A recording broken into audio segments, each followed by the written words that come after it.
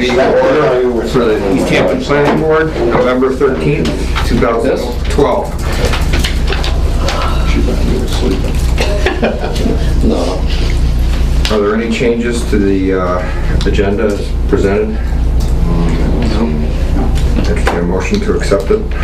Motion to accept. A second. All in favor? Aye. Aye. Opposed? Anybody here from the public to speak about something that's not on the agenda? Speak. What's that something to say? Oh, I do. I do. Gosh. The minutes from October 23rd, are there any corrections or items that need to be added? No. Do I make a motion to accept them as presented? Make a motion to accept as presented. I'll second that. Oh, good. All in favor? Aye. Opposed? I'm abstaining. And one abstention. Who wasn't here?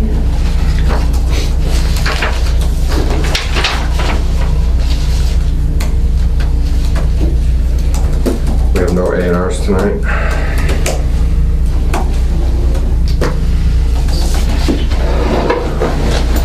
Do you have anything on the new business, something that I put on there for us to begin discussions about?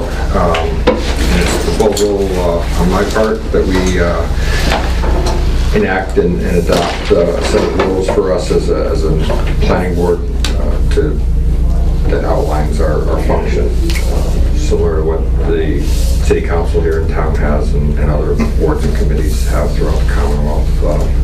I've started to do some research on it, and it goes from definitions to sort of basic operating procedure, and different groups have more lengthy than others. Some of them are short, but I just wanted to start a discussion on it. I have a proposal that I was working on, but I wanted to see what the rest of the board felt about it, and before going any further with it. So is it general rules that govern everything? Is it a code of conduct? It can be whatever we want it to be, and as encompassing as we want it to be, but what's generated my income is, or my interest is that we have something in place that defines us as a group, defines some of our basic things as far as that we organize once a year, that it outlines what the chair does, it would outline what happens at a public hearing, so that each time it happens in a consistent fashion. It's no more binding than the next board meeting, when board members can vote to change something that doesn't seem to function or work in the best interest of the board and the city. But it's just outlining so that there is a formal set of Framework in place. that we work by. Did you have anything as a template in mind? I've downloaded a few things from across the Commonwealth. There's a bunch of them. I also got a copy of our city council has a set of rules that they go by from the city clerk today. And so that's rather lengthy and extensive. I think there are a number of items on that don't apply to us as a planning board. But I guess I just wanted to get other opinions and sort of see what the rest of the members felt about how inclusive or how general it should be before finishing a draft. You just gone through just what we normally do when we open the meeting, public speak, and then if we go into A&Rs, how they're presented. Is that basically what you're going to do? I hadn't even thought to get that detailed on how the meeting happens. I was going to be more broad and general in that, just sort of define what the chair does, the fact that there's a chair, a vice chair, a recording clerk, the fact that one thing I saw in other communities that I thought was good is that it outlined if board members disagree with the chair during a meeting, 2 board members can call for a change of direction or whatever, and there are specific things that just give structure to what and how we operate, and so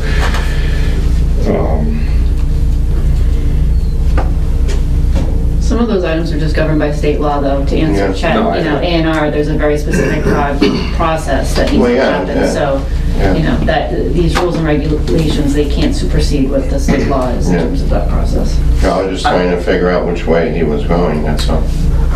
That's important, is not to have too much text in a body so that, what we say just discounts what, but I still think it's a fantastic idea to do, because not all of us are going to be around forever. And I think having maybe a short sheet, like a 1 or a 1.5 page top document that just gives guidelines for if you've got a new chair coming in, or if you've got other people that are coming into new roles, this is exactly the kind of material that we should create as a legacy so that there's smooth operation going forward. I mean, we do, as part of what we have a responsibility to pass down our knowledge. And this is a way to create a more seamless way to handle that. So I'm definitely in favor of it.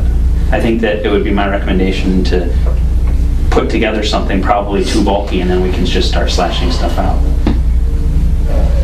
Yeah, that's a good idea. You present it, and then the rest of the board will take a look at it. We might even have ideas to add to it, rather than slashing. Seems like a good idea to me.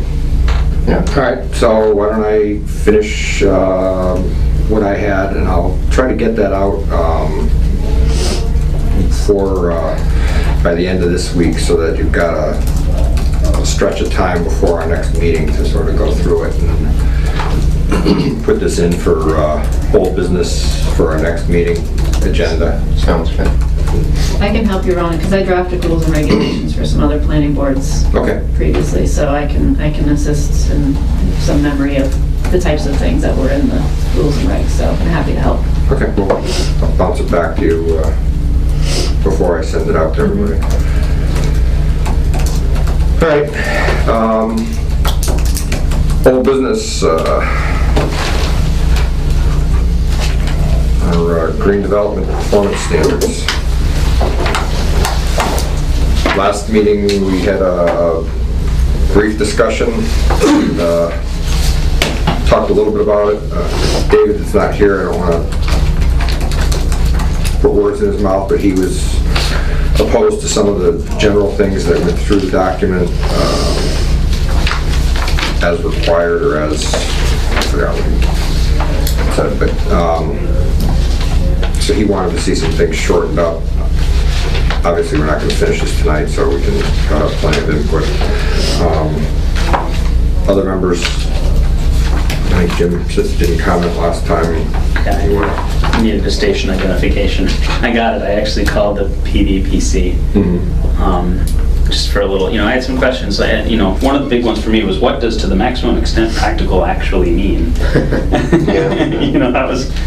That for me was a big, I had trouble defining the limits. I felt that after talking with them that they looked at this as if they need to put together everything that is possible and would be involved in identifying green. I feel like this is the kitchen sink, and I think it's really good, but I think it's, in my personal opinion, it's a bit too much and needs to be pared down. I think you can maybe not eliminate items, but only have to apply for certain pieces. Maybe you only need 2 out of 3, or there's way more than 3, but you understand where I'm going. I think that they've really done a great job identifying all the things that are involved in green, but it's too much, in my opinion, to qualify for fully green. I just think that the standard should be lower. Jessica, the last meeting, didn't you say that a lot of this is like on a point system? Well, that was my idea that I threw out, and David had talked about that as well, but I gave you an example. I emailed it to you. It was this 21st century Right. land development that is kind of the same idea or concept as what PVPC has presented, but the way that it's applied is through a point system. So if you're a multifamily, you have to hit 18 out of the 52 possible points. If you're a commercial development, you have to hit 22 out of the 64 points. So rather than saying you have to hit every single one of these things in here, you allow the developer to be able to pick and choose what makes sense for them. given their market conditions, given their land, given whatever their situation is, and let them sort of pick what makes sense to them, but you still are providing sort of a menu of options. See, I Do you like think that that would work with us as a board to, make up that in our, go by that point system rather than what Pioneer Valley had put out? I mean, it's think hard to from say which way is to go, which is good, which is bad, but It depends on your approach. I mean, if you feel like that development needs to be hitting these standards and no matter what, they need to hit them, then you sort of mandate it. If you want to be more flexible in your approach and allow the developer to have some say, which I think is a better way to do business, quite frankly, that you say, okay, here are 20 things that you could do to make your building green to hit this sort of green standard. You select what makes the most sense for your budget, for your piece of property, for your current situation. So they're still reaching the goal, but you're allowing that flexibility to happen. Understanding that the market conditions are different for every parcel. I like that idea rather than trying to get 52 different points and pick out, enforcing them well, you're not forcing them, but you're almost mandating to say you have to hit this and done. The way that this is drafted, it's mandating every single one of these things in Yeah, I which I know, think is but- completely unreasonable. Well, that's what I said, that I like the idea what you had just said, that, you pick out whatever it is, 20 points and, and they would pick out what's feasible for them that they can do within their budgets and still meet a green standard.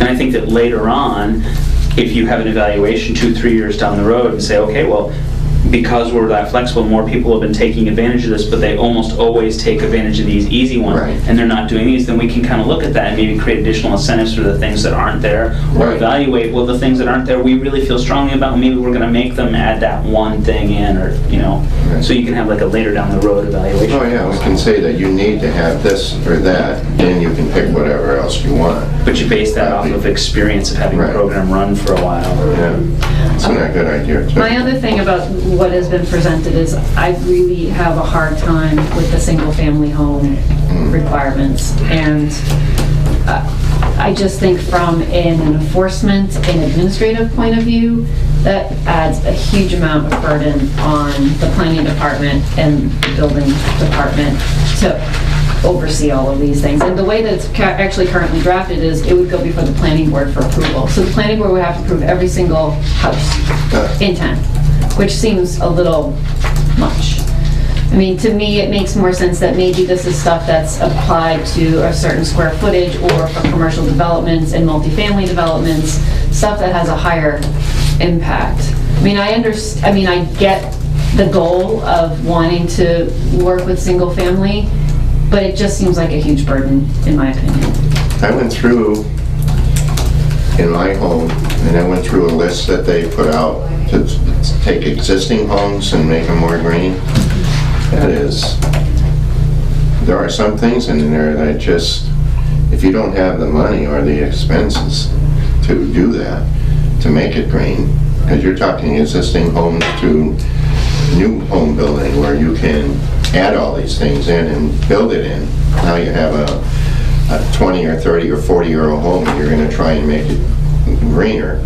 But we have the stretch code, which I think Right. sort of covers that single family, Right. because it's doing more energy efficiency, which to me makes sense. So you advocate that point should simply be removed from here? Well, I guess sort of thinking in terms of the big picture, if we have the stretch code that's already addressing single family to some extent, Right. granted it's a lot less than what's in here, but it's still dealing with energy efficiency and it's getting homes to be built in a more energy efficient way so that the homeowner is saving money long-term on energy costs. And then to add another layer of all of this just seems like a lot. So, maybe this should be just tailored to the things that the stretch code is kind of missing to some extent, which Right. is that commercial stuff. I don't know. There's nothing to say that we couldn't give single-family homes the option to opt into it Absolutely. if they want. Yeah, Absolutely. that's an idea too. But to mandate it, No, I wouldn't say you have to do it. or if you wanted to make the point system so low that like they only need 5 points or something. Yeah. That might even be a good idea. I like the idea of encouraging people to opt into it, but I also feel that with single-family homes, especially for a city to be telling them, how they have to site their house on the parcel and everything else gets to be a bit big brotherish. It's kind of heavy-handed. Yeah, I mean, these things have to be in the best interest of the community, but we also have to, this has to be balanced so that it works for everybody. And I mean, whether it's a commercial developer or a single-family homeowner, I mean, this shouldn't be something that discourages people from wanting to build in Easthampton. Should be a help if people want to build more green and efficiently. Can I ask a process question? I'm sorry if I'm interrupting. Go ahead. Well, we're going to, I think, continue discussing maybe another week more until all of our good ideas have had a chance to percolate out. What's kind of the next step with this? Do we bounce this back to the PVPC, or do we kind of apply our own point system? I think we need to come up with a very rough draft before we bounce it back to PVCP, and they would help us, if we want the help, to finalize a draft before we go before the city council and involve the subcommittee there. When you say we, planning board. okay. But I mean, it's up to us. It's up to us to get this sort of. We took the responsibility on to sort of percolate this down. PVCP offered to help us if we needed it, but I mean, at this point, I think we have to be able to get our ideas and our format across to PVCP before we can ask them for help, and we haven't done that. We've just sort of sat around the table and talked about more general strategy right now. But I think what you had said when Chris was here is that we would provide a markup to him and he would input the changes. But I think if we're thinking of it completely reformatting it, if we said we want a point system, I think we would want to be a little bit specific about how we would want that point system to work, not leave it up to him to figure it out. I mean, we could, but... Yeah, I think we'd have to. Is it inappropriate of me to ask? I think I overheard you say that there was another community that used a point system. Well, it's a national. No, it was this model, it's called 21st Century Land Development Code. It was something I referenced when I was working at PVPC. And it's a more form-based code way of zoning. It's kind of a little bit cutting edge. Do you think some of that language could be used? I think some of this even is a little heavy-handed, so I mean, we could definitely look at it as a model, but do we really want to be getting into, there was some stuff in there that was interior regulation, which we can't get into, so. Just curious. I think it'd be worth looking at this, but like things like minimum indoor air quality performance, ventilation, I don't know. I mean, just some of it's up to you on how detailed you want to get with this, and what do you think is politically feasible? I mean, to me, it seems like we need to this is going to be a hard battle. I feel like this is not going to be something that's easily passed. So we just have to think about that strategically of what do we think we get buy-in, what do you really want to stick to your guns about and fight for, and think about that. What do you think a reasonable timeline on the whole thing would be to present it to whatever the next body to present this to is? Is that the city council or who? I think you should start working with the ordinance subcommittee first and maybe have a meeting with them, not necessarily even a public hearing. I would say just a working meeting with them to at least introduce them to the idea of this. And I'm not looking to drag our feet on this, but I don't think that this is something that we need to do at breakneck speed in the interest of making sure that the attempt is well thought out. And I think, in terms of the politics, if it's well thought out and it's even between the interest of the city and trying to encourage better development, that it would have a much better chance than something that's just cutting edge but very heavy-handed. We're not going to. It bothers me that we would be generating something like that anyway. I don't think we want to do that as a planning board. Well, I like the idea of what Jessica said, meeting with ordinance. We would probably have to have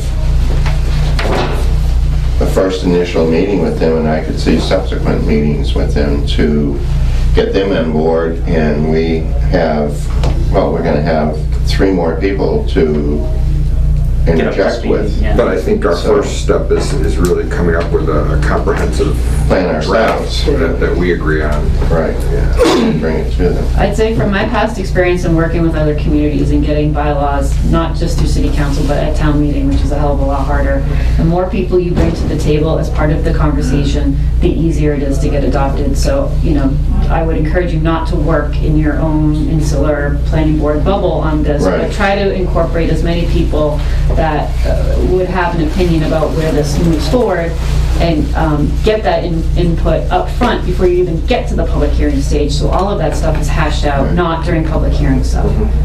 No, it makes sense. Yeah. Harry, you have something to say about this? Does anybody really know what it costs for a house? And say I have 2 houses built at the same time, one just an ordinary, and one with all the possible green things you can possibly get. How much would that add to the cost of that house? I'll bet you it's Does anybody know? significant. Depends. Don't. Depends on Yeah, what I mean, it is. that's a large. There's too many variations Yeah, of yeah. options, I Yeah, think, to be well- able to put a number on it. Do we know anyone in the community that's done anything close to this in terms of building that we could maybe ask? The most energy efficient building or homes at this point are the Easthampton Meadow as part of the final phase of the treehouse project. Yeah. And those, you can go and have an open house tour any day of the week of, I think they actually are in the process of selling the model home, so you might want to do it quicker, sooner rather than later. But those houses are selling like hotcakes. I mean, they are moving fast, and people are moving out of other subdivisions in Easthampton to move into those houses because they are so highly energy efficient, and they will save homeowners thousands of dollars in energy costs. So it Pretty seems like even with a lot of added expenses a developer, there are incentives beyond those we as a planning board could offer. I mean, just the selling incentives seem to be But worth they're it. not cheap houses either. But they're still buyers. There's still buyers that are out there, but they're somewhat pricey. I mean, they're starting around high 2s, low 3s. So it's a niche market. But it's a market that people are buying into right now. But it's also prime market. It's you don't get amazing into that a they prime are. developer with the money to put up front. Right, exactly. So, It really amazes me that the prices of the houses, but yet there's people out there buying it, I'm saying. Yeah. You know, in this economy, well, the fantastic thing is there is, 8 affordable units in that development. So there are some deed restricted houses, so some homeowners are able to go through a housing affordability program and still live in a very Yeah. highly Oh, that's good, energy too. efficient That whole thing was house. really well done. oh, they did it really good. You have anything to add to this? I don't. The only other thing, I just watched the video from the last meeting because I wasn't here, and I know that the other part of this is the first part was sort of how do we do the categories and what we're trying to get people to do, but the other was what incentives people are willing to give, and I know there was a lot of people that were uncomfortable with different parts of it, so I don't know if anybody has any other thoughts about that. Weren't there like 4 of them? Yeah. Like less frontage and what else? Well, there's the building height, there's additional floor area, reduction of parking spaces, and the building height.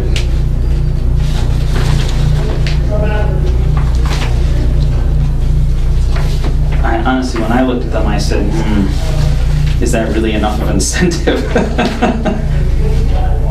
And maybe but if you think about going to a point system, you might throw this whole section out. You Right. might not even have an incentive section anymore. So you would just do the point so that you could designate your property as Easthampton eco-friendly or something like that? Possibility. I like that point system a lot better than something like that. Well, the other thing At is... least you give everybody a chance to work on it. I mean, you're the board that will have to apply this. So if you're confused by what's drafted in here now and thinking about how you're going to apply it to a project that's going to come before you, I mean, it's got to be clear. Yeah. It's got to be clear about how it's applied. So if we're thinking of doing the point system, then we need to figure out what the different tasks are that we're willing to award points for and what the benefits are for people who meet the point threshold. Agreed. Yeah. And those are the essential elements to a point system, I would think. Even if the only benefit is your house is now eco-friendly or green or whatever we're calling it. There's an on-site review by the building inspector, right, to prove that these things are done? That's a question.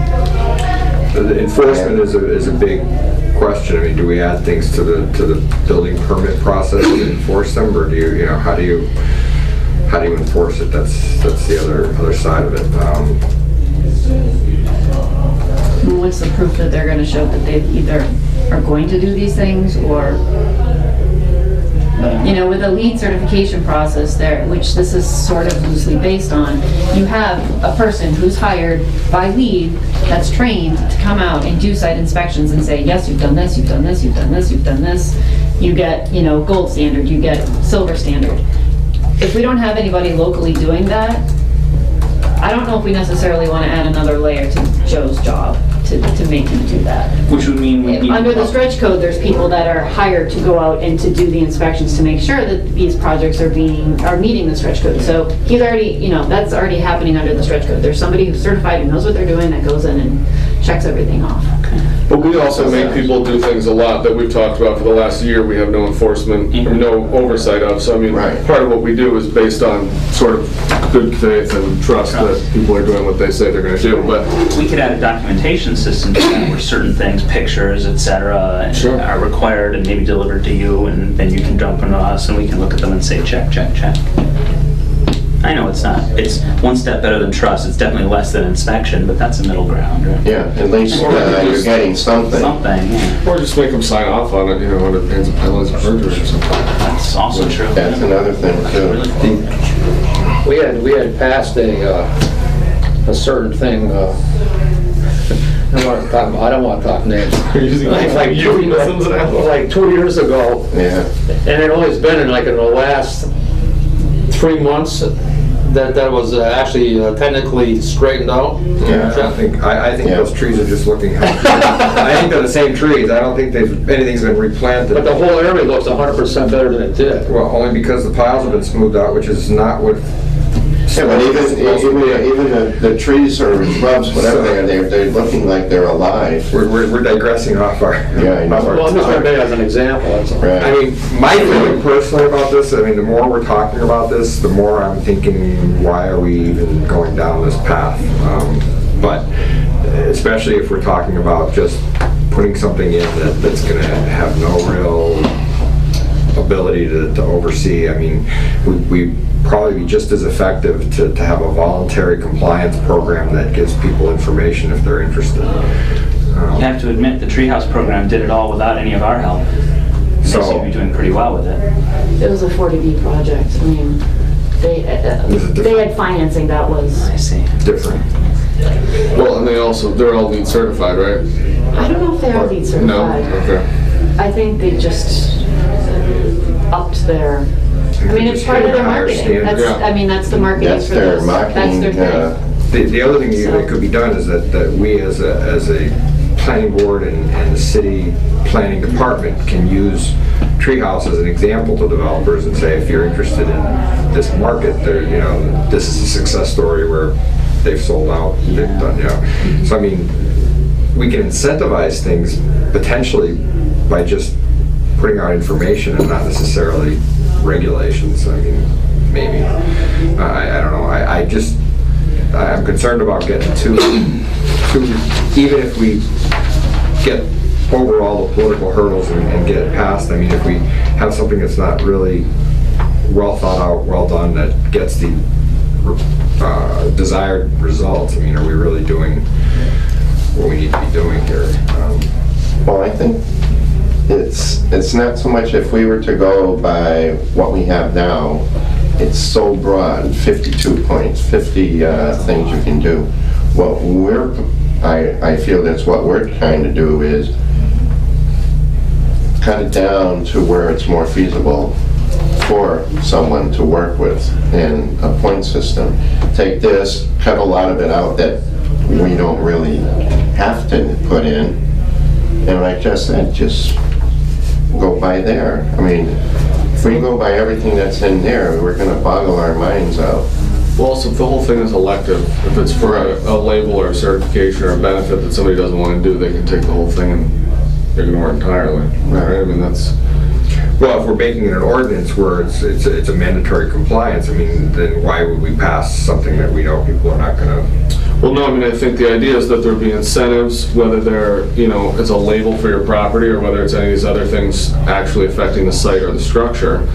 But if you don't want those incentives, I mean, if I'm building something today, I don't have any of those incentives anyway, so I can disregard it if I want to, or I can elect to jump through these specific hoops and get something for it. So you have 99 feet of frontage, and you really want to build, and what can you do, right? You come for us for a special dispensation, we probably say no, it's 99 feet of frontage. CBA. Yes, and say, they go, this is Yeah, whatever. But I mean, here's a way, this is what this provides really, is there's a few little things that they can get that if they build, plant more trees, or, you know what I'm saying. It's a performance standard. We have performance standards throughout this whole thing. We already have commercial development performance standards. We have performance standards for highway business district that is under review right now. It's just another level, it's just another layer of performance standards. They just happen to be sort of quote-unquote green standards rather than just lighting or landscaping. It's looking at how the lighting is directed and what candlelight you're using, and it's just much more detailed. So, it's more than just getting a label on your house saying, yes, I've met these standards. You would be looking at this to say, you shall hit these are the point numbers you have to hit.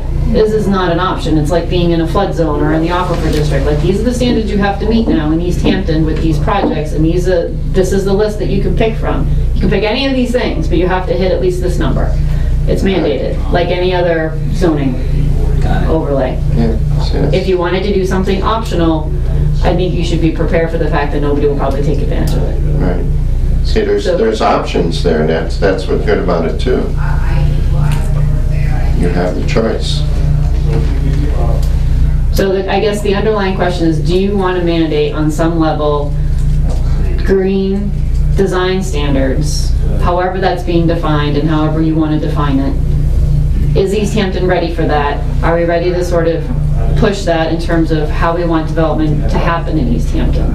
If so, then we can draft something that I think makes sense for us.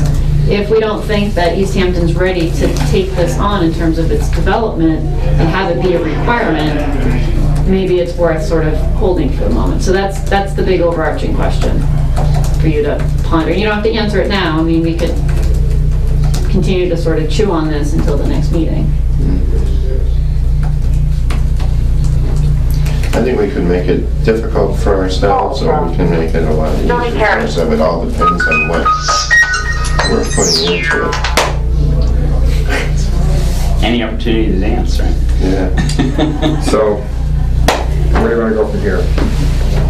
Well, I think it's a good idea to go forward with this, and like Jessica said, we just chew on it till our next meeting, and then we can be more positive. Yes, we want to go through with this. It's worth our time and trouble.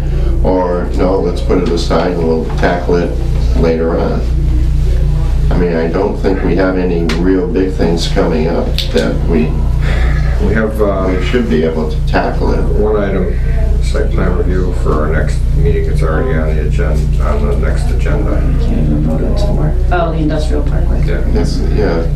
But I think we have, I'm not opposed to working. I'm just trying to get from the other board members some direction in terms of, we've sort of had this general discussion now for 2 meetings. I think we need to start tapering down a direction of where we're going and how we want to get there. So maybe we just do a simple vote on whether we want to discuss it next meeting and continue, or whether we want to be done and wait on it. Yeah. I'm not looking to be done per se. I'm not trying to get off the road. I just want us to sort of, get off the 6-lane highway and kind of channel it down a little bit. Here's another thought for you to consider. If there's some items in here that you like, some of the language that you'd like to see, you could always incorporate it into special permit or site plan review or subdivision regulations. You don't have to take this as its own thing. If there's some standards in here that you want to start applying to special permit projects, you can certainly lift that language and we can amend the special permit section, or we could amend the site plan review section. That's interesting, because special permits really depend on those incentives anyway, so. Right. That's another way to go. So just another thought, if you didn't want to go whole hog with a new ordinance. Now we got a lot of things. And this is just me, there are some things in here that I'd like us, that I think are worthwhile for us to just point out to people. Just to mention, I think it's important to say, simple things like trees, and there are a few things in here that if we had some language somewhere for people that are coming in, I think it would be helpful, even if it's just branding, even if there's no enforcement and they just see that these things are good things to do. That's basic education that I think needs to be done. And so I would be in favor of doing something. Justin? Yeah, I think I would agree. I think that, I think the real issue is going to be what the items are that we're requiring and how many of them we're requiring them to do. And I think that's going to be the decision about what kind of teeth we give us, whether it's something that's easy for most people to meet in most projects without any effort, or whether it's something that people are going to have to work at and where we meet in the middle. I think that's going to be the tough part. But Is everybody here in agreement that we like the idea of a point system versus a format that we've got in front of us here? Or Ham? Yeah, I agree with the point system. I do. I think that allows the most flexibility for Harry? Yeah. Okay, so that's good channeling in my opinion. So what we need to do is, if we're going to talk about this at the next meeting, why don't we make sure that we've gone through that previous document with the point system on it. Mark up anything that you think is in this document, any items or ideas for standards that you want to see in it, and at least try to maybe percolate it down into some sort of a format that we can start working towards. Maybe if we had everyone bring like a set number, we can merge them next meeting, like everyone pick 6 or something like that. I know you want to keep it flexible, but. Something, just I think we need to work on what sort of the target tasks are, like what we want to have on our list that applicants can choose from. I think that's our first sort of task. Yeah. So picking line items. Yeah, picking certain line items. And try to think about incentives that are going to motivate people. If we're asking somebody to do something, we should be somehow offering them something. I'm not real comfortable with changing zoning standards in large ways, but I mean, we need to come up with something of value, even if we're just pointing out statistics that are based on national standards as far as, green homes and values rising faster, whatever, that if we're going to ask people to do more, we need to defend it. And so, yeah, that's true. So everyone's got a homework assignment. so Basically. if we can work on that a little bit, and this is it's really hard to have generic discussions and sort of conceptual ideas and then try to reduce it to paper is always the problem. And this is 18 pages, so it's It's a doozy. it's a good amount of stuff there. But I think, I get the feeling from everybody that nobody wants anything that's cumbersome and long like this, so we need to come up with a system that's sort of concise. And has 15 Cottage taken permits already yet? They're not going to take out permits until probably first week of February. But it's still green to go? Oh yeah, they have to build by the end of next year. Their financing depends on it. So they have to be completed by, December of 2013. So they're gonna have a pretty Very intense. tight 10 construction months. schedule if they're. Yeah. They'll be able to do it. Just out of curiosity, does anybody have any idea how much land or is actually available in Easthampton to build on? It's a good question. Well, How much land is there actually left? We're always talking about We can go back and look at the development. master I'm plan. just It's a little curious to out of see date, how but I much- did do calculations Yeah, the master plan. based on the assessor's database. They've got buildable land, developable land, partially developable land, and undevelopable land. And I did calculations in 2008 on how many acres and how many parcels and what percentage that was of the city at that time in 2008. So we have something.